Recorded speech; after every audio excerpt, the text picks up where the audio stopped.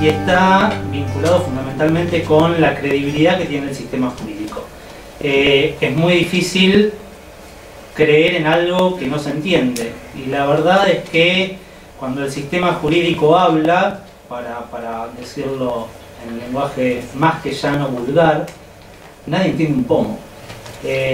Nos entendemos entre nosotros, no siempre, pero cuando salimos a la calle la gente está hablando de otra cosa, en otro idioma, con otros tiempos.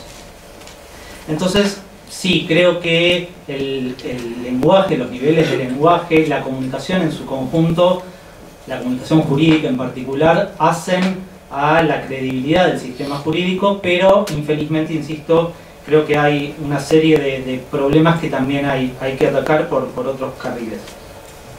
Les decía, yo estoy haciendo mi tesis de doctorado en comunicación sobre el sistema jurídico y puntualmente estoy investigando cómo comunica el sistema jurídico y cómo es la experiencia de los usuarios de ese sistema. Y se me dio por llamar sistema jurídico a un aglomerado que está dado por las normas, las leyes, por los abogados, que somos los operadores, los que las llevamos y las traemos, a un tercer elemento que son los tribunales. Y lo que vengo viendo es que con distintos tipos de discursos, con distintos niveles de lenguaje, las leyes no se entienden, a los abogados no nos entienden y el sistema judicial, tribunales, tampoco es claro al momento de interactuar con estos usuarios que les decía recién que estoy tratando de ver cómo es su experiencia. Y usuario llamo yo a la población cuando está enfrentada de leyes que se presupone conocen, pero que en la mayoría de los casos la gente ni siquiera sabe lo que es el boletín oficial. Yo doy clases en distintas universidades, en algunas que son consideradas líderes en su segmento, y este cuatrimestre me pasó un alumno que está a punto de recibirse de licenciado en comunicación, me preguntó, cito textual, ¿está buena la Constitución Nacional? Y yo la verdad no sabía si me estaba cargando o no, pero es un chico que estudió en un colegio secundario aquí en Argentina, no es un estudiante de intercambio, y pregunté, ¿pueden levantar la mano quienes leyeron la Constitución Nacional en el colegio? Y menos de la mitad. Y estoy hablando de una universidad de primera línea. Y el cuatrimestre del año pasado pregunté quiénes sabían, en este mismo curso, último año de la carrera de comunicación, quiénes sabían qué es el boletín oficial y para qué sirve. Y de 60 alumnos había 3 que sabían qué era el boletín oficial, y de esos el 50%, esto es uno y el otro un poquito, sabía para qué servía el boletín oficial. Con lo cual hay un desconocimiento de la norma que incluso va más allá de llegar a leerla y entender lo que dice. Pasa lo mismo con una resolución judicial, cualquiera. Pasa lo mismo cuando la gente busca un abogado y empieza a preguntar y resulta que termina contratando un abogado que sabe mucho de familia y lo termina contratando por un despido. ¿Por qué? Y porque se lo recomendaron, porque en general tampoco hay una conciencia respecto de las distintas ramas y o especializaciones que hay en la profesión. De nuevo, yo estoy lamentablemente comprobando que en términos generales los usuarios del sistema jurídico no entienden al sistema jurídico. No me gustaría avanzar puntualmente sobre lo que es lenguaje llano porque, insisto, Emilia ya me corrigió, pero además sé que las 4 panelistas dominan el tema mucho más que yo, con lo cual quédense tranquilos, no voy a cargar contra el uso de palabras sueltas en latín para aparentar que sabemos una lengua, que no sabemos. Tuve 4 años de latín en el colegio secundario y no me alcanza para decir que puedo leer una oración en latín y entenderla. No voy a hablar de uso de tecnicismos y del mito de el lenguaje técnico es más preciso que el lenguaje llano. Hay experiencias en otros países que muestran que no necesariamente es así. No voy a hablar del uso inadecuado de gerundio, del desconocimiento absoluto del uso del modo subjuntivo. quédense tranquilos, yo ahí no me meto. O sea, es más, comparto en buena medida las falencias que acabo de enumerar.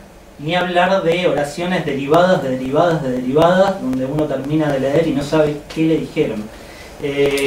Con lo cual, lenguaje llano yo no voy a hablar, y digo, no voy a hablar de lenguaje llano en un seminario de lenguaje llano, con lo cual, alíviense por un lado, y por otro lado tengo todavía 14 minutos para hablar, 13 minutos.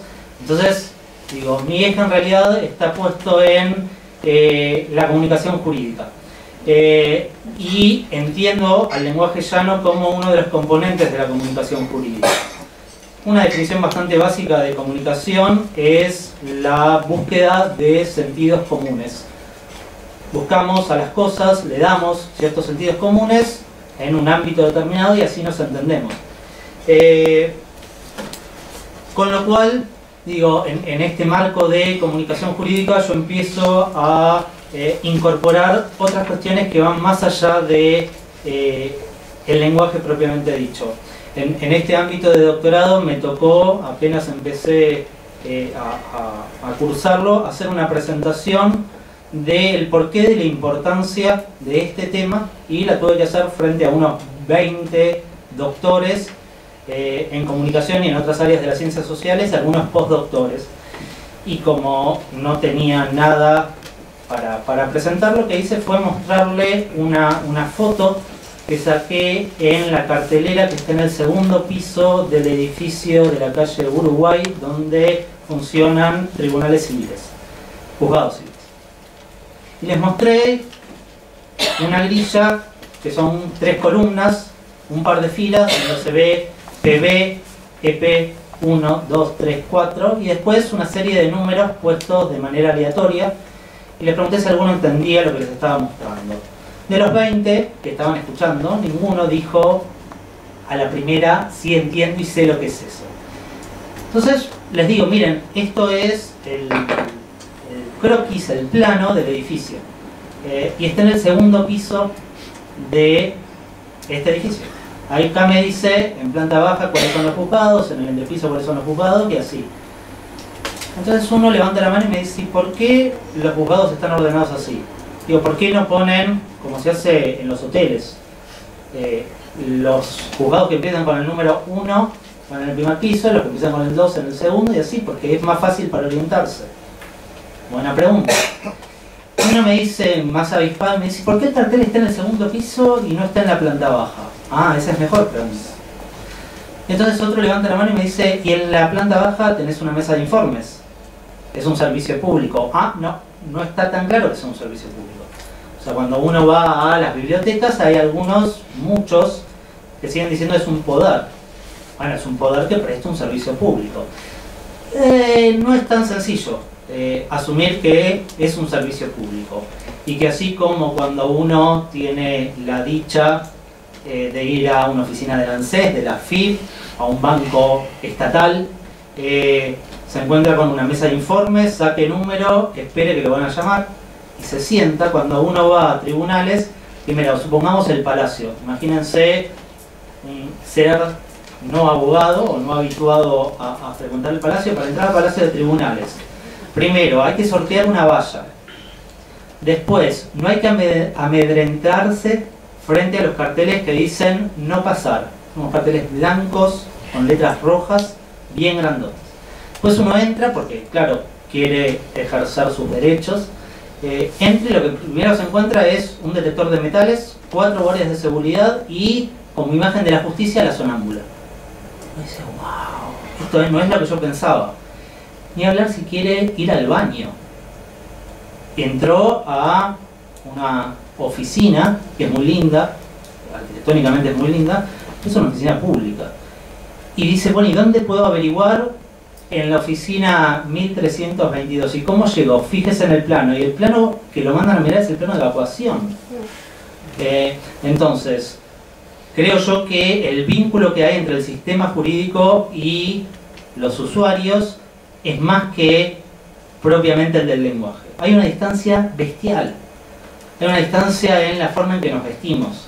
Yo le comentaba a Raúl hace unos días, necesitaba trajes, no me suelo vestir con traje, Y las casas que quedan abiertas de venta de trajes están o en la zona de tribunales o en los shoppings. En los barrios cerraron todas. ¿Por qué? Porque la gente no usa traje, pero si ustedes se fijan acá, población masculina, incluso me atrevería a decir, vamos bien porque cuento 2 abogados sin traje. Es un avance bestial respecto de lo que pasaba hace 150 años.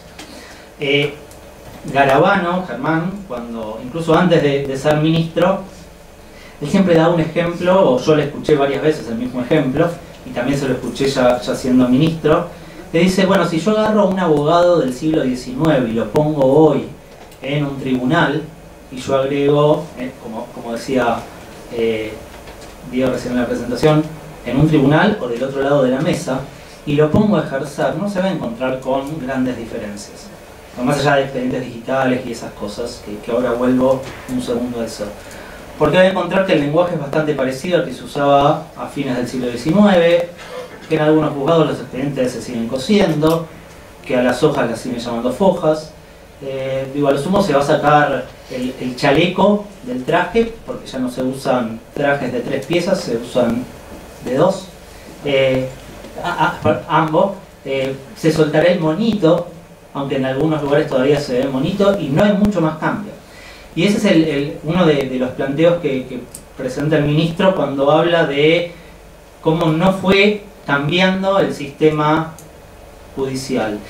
Y yo, con muchísima humildad, lo enfoco desde otro lado y digo, el problema no es ese. El problema es que cuando ese abogado que se sintió tan a gusto en el horario de tribunales dentro del juzgado sale a la calle, yo creo que hay altas chances que en los primeros 10 segundos le dé un infarto. O porque ve cómo nos vestimos, o cómo se visten las chicas, suponiendo que es abogado, y piensen, estamos hablando de un abogado de fines del siglo XIX, o porque nos va a ver a todos caminando por la calle con la mano pegada a la oreja, hablando, o moviendo los dedos pulgares, y si no le da un infarto en los primeros 10 segundos, cuando trate de cruzar la calle, ahí lo pisan. No hay forma de que no lo pisen. ¿Y por qué pasa esto? Porque la sociedad cambió. Porque todos nosotros cuando salimos del rol de abogados u operadores del sistema, cuando somos simples mortales, cambiamos. Cambiamos en los consumos que tenemos, en los consumos culturales, en la forma de divertirnos, de vestirnos, de hablar, pero el sistema jurídico no cambió. Entonces ahí hay otro descalce respecto de lo que es la sociedad. Les decía, hay un tema comunicacional en la indumentaria. Los abogados nos seguimos vistiendo distinto a cómo se va vistiendo el resto de la gente. A ver, no estoy diciendo que el juez tenga que ir con los pantalones por debajo de las nalgas mostrando sus calzoncillos y con los jeans agujereados. No estoy diciendo eso. Y cuando hablamos de lenguaje llano, creo yo, después me desdecirán, pero no estamos hablando de un lenguaje vulgar.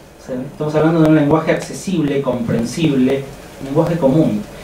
Hay distintas experiencias exitosas de implementación de sistemas o programas de lenguaje llano en España, en los países angloparlantes, en los francófonos, en casi todos los países de Europa. Suecia desde la década del 60-70 lo tiene implementado como política de Estado, tanto a nivel Poder Judicial como administración pública. México, Costa Rica, Brasil, por si no nos queremos comparar con algo con lo que creo yo no nos podemos comparar. Digo, acá en la región también hay casos exitosos que van avanzando en ese sentido. Pero digo, volviendo, es lenguaje, es indumentaria, es señalética, esto que les mencionaba de uno entra a un edificio de tribunales y no hay forma de saber dónde queda cada cosa. Hay una cuestión de arquitectura en Francia, que la arquitectura francesa es wow. En Francia, en la década del 70, estaba muy de moda el concepto de ciudad judicial. A nosotros nos llegó unos 20 años después, con intentos fallidos. Y desde la década del 80, pero fundamentalmente en los 90, que empezaron a hacer nuevos edificios de tribunales en distintas jurisdicciones, lo que se implementó es no ya el palacio monumental tradicional que alberga los tribunales, Sí, son palacios, pero modernos, contemporáneos, con luz natural. Luz natural, imagínense en el Palacio de Tribunales, o sea, traten de hacer el enlace entre luz natural y Talcahuano. Vidrios, espejos, espejado. ¿Por qué? Porque básicamente eso simboliza transparencia y luz. Eso ustedes me van a decir, no existe. Digo, sí, existe. El resto de la sociedad hace estas distinciones. Tenemos, no quiero caer en temas de campaña, pero tenemos elecciones este domingo. La gente mira los colores de los partidos, los colores de las boletas, cómo se viste la gente, los candidatos, cómo no se visten, y ahí creo yo hay también un tema de incentivos para el cambio.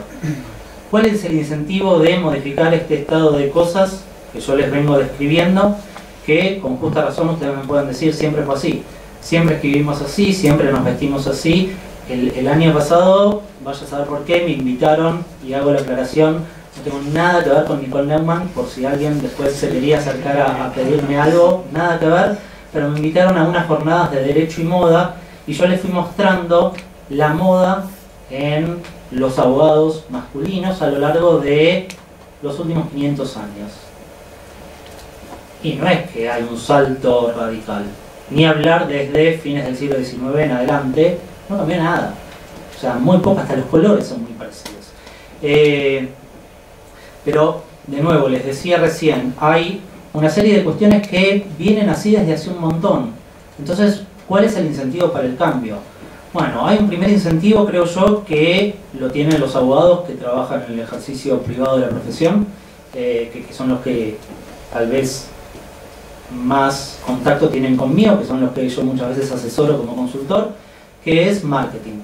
Hay una cuestión de generarse clientes, y si los clientes no saben a qué te dedicas, les es muy difícil aceptar que te van a pagar.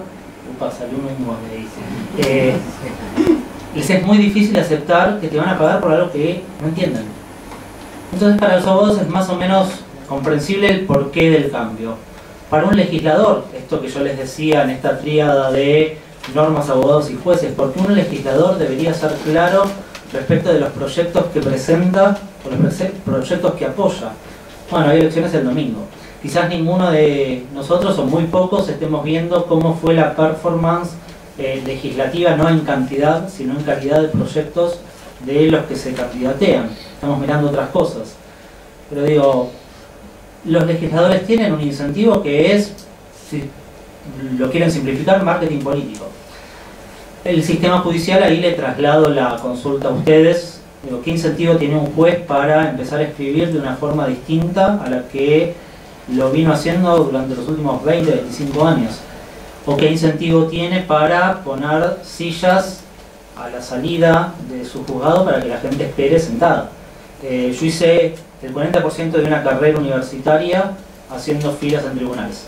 Así que gracias al sistema estoy en deuda, pero esto cambió. La sociedad cambió, la sociedad exige otra cosa.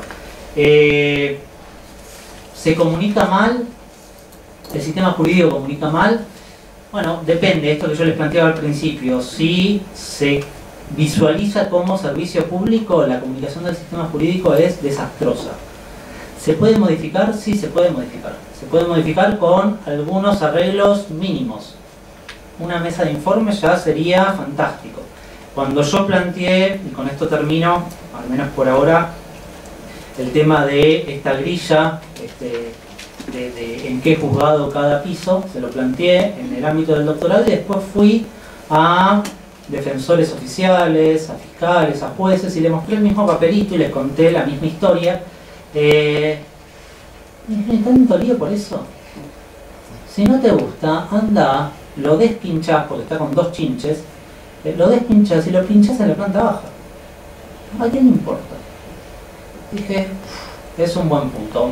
Mi tesis valga la cuestión, y no es que me quiera desanimar yo, no a ustedes, pero la comunicación jurídica entra dentro de los estudios de la sociología jurídica. Y la sociología jurídica, que tiene como padres a una trilogía un tanto extraña, porque hay 2 que no tanto, Hegel, Marx, pero el tercero es Weber. con lo cual digo, hay ahí un mix ideológico, pero la comunicación jurídica dentro de la sociología jurídica, y así, si les divierte el tema, Fusito tiene un manual bastante completo sobre el tema. Dice: la comunicación jurídica es absolutamente tangencial y secundaria a lo que es la sociología jurídica. Yo creo, y entiendo que si ustedes todavía no se fueron y están acá, entiendo que no es así, que se puede hacer muchísimo, que hay que hacer mucho en materia de comunicación jurídica. Y de nuevo, insisto, me parece que los primeros grandes pasos se pueden hacer mañana mismo. Así que por ahora eso. Corto acá porque Raúl ya me está mirando con una actitud. Me puso el reloj, acá hay un reloj, me lo puso para que lo vean. Les debo 1 minuto 58 segundos y gracias por todo.